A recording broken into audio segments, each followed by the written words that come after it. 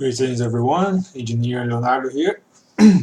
Well, in this video I'd like to talk about a little bit of some applications of the Bernoulli equation which we derived in the last class. Here is the full Bernoulli equation, including the term which takes account the force due to gravity. So we're gonna see some applications of this famous equation. Hope you enjoy.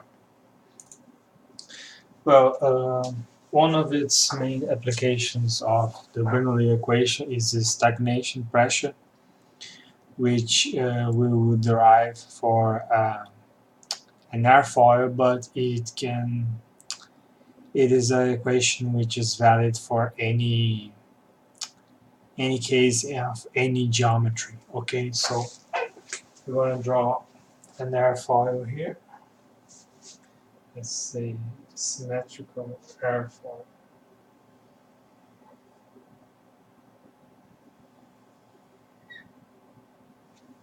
Right?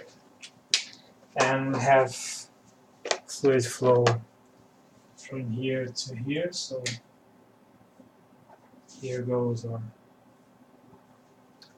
our free stream flow.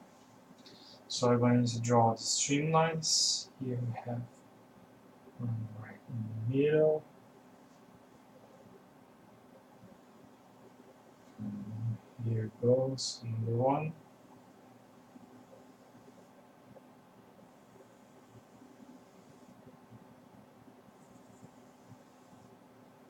And a little more ones to go.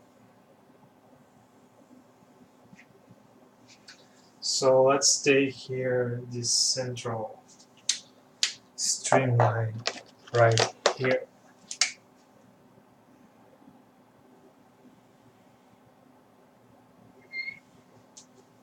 Okay, so let me call this point 1 and here point 2. Okay, so we will apply the Bernoulli equation between these 2 points, which belongs to the same streamline, right? So let us write the Bernoulli equation.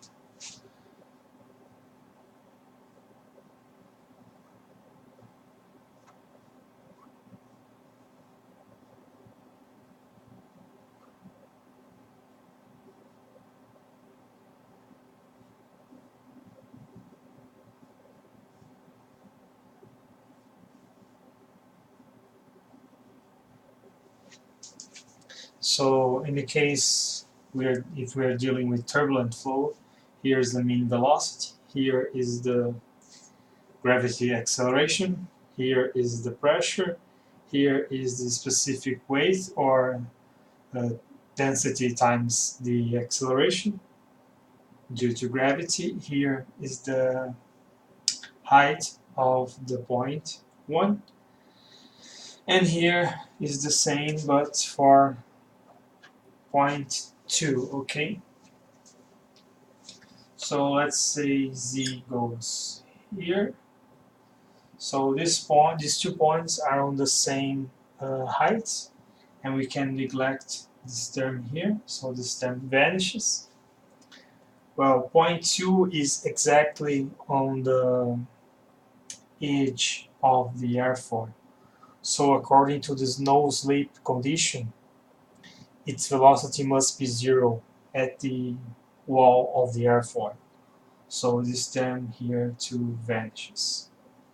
Well, if we are accounting for, if we are on an ambient where atmospheric pressure is valid, we can say that the relative pressure on the free stream flow is equal to 0.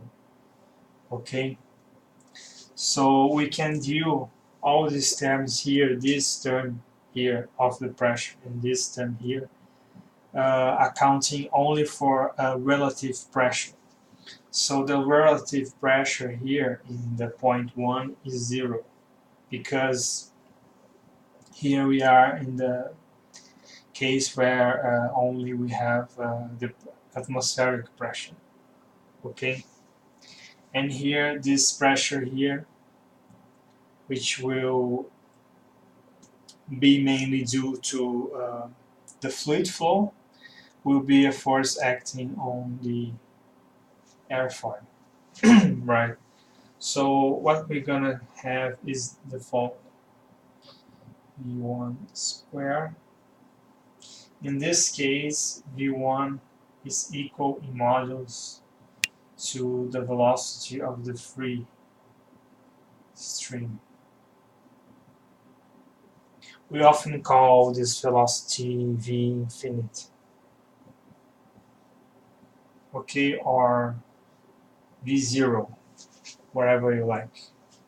So it's the velocity of the free stream flow. So this must be equal to P2 divided by the specific weight, or V infinite square divided by 2 times gravity equal to P divided by whole times gravity. So we can eliminate this term here.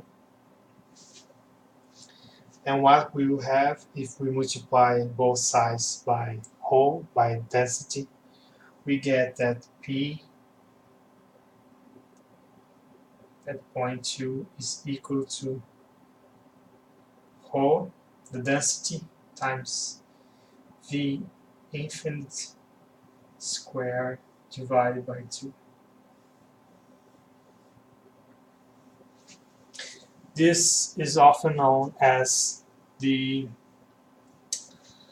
dynamic pressure. Okay, so P T equals whole V squared divided by 2.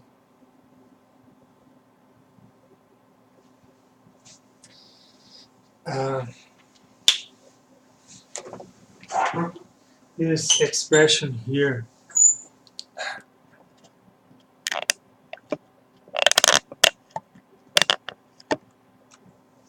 so this pressure here is often known as stagnation pressure, or even known as dynamic pressure.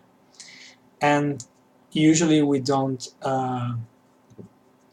work with it. We use mainly it to determine, along with the pressure coefficients, which depends on the geometry of external flow, to determine the force acting on a body, on a structure, on a engineering structure which we are designing. Okay, so what we have here as an example for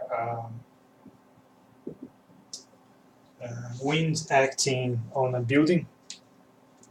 Of course, here we have the effects of boundary layer, which I will cover in another class. But our U infinite, or we can call also V infinite, whatever you like, is of order of 13 meters per second, right? And our fluid density here for air at 20 degrees Celsius is around 1.2 kilograms per meter cubic, right? So our dynamic pressure here in this case will be of this order of magnitude. Here's 2 30 meters square meters per second squared divided by 2. So what we're gonna get is this.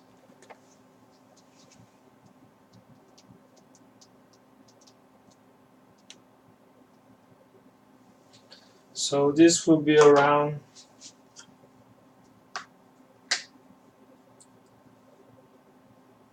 about 0.554 kilonewtons, okay, or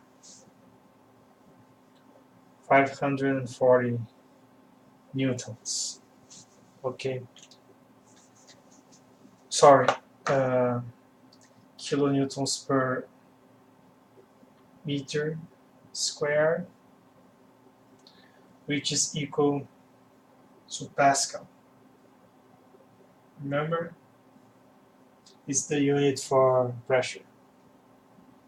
Here we have kilopascal, and here we have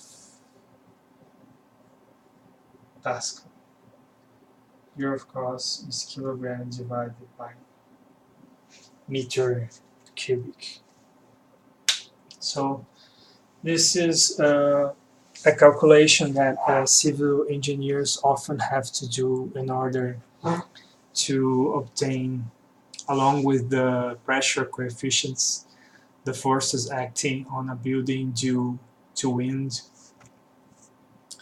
and to design these kind of structures. Okay, so thank you. See you next class. Don't forget to like, subscribe, and to share this video. Okay, thank you very much. Bye.